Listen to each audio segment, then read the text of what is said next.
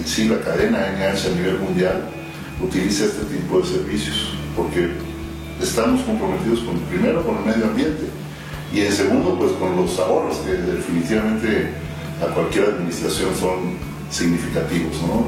La generación de energía a través de otros medios pues contribuye enormemente a que las empresas sean más rentables. Dentro de la empresa NH Hoteles a nivel mundial estamos dentro de la ecología, porque nosotros ahorremos energía, ahorremos y reciclemos materiales, ¿sí?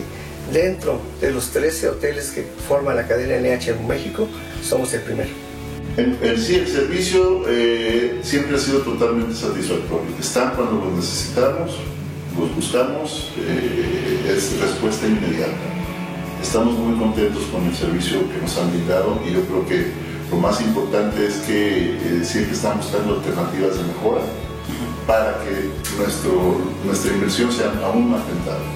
Y también quiero comentarles que pues las expectativas fueron superadas, porque lo que se nos ofreció se cumplió cabalmente al 100% y aún más, un 3% adicional de generación de energía.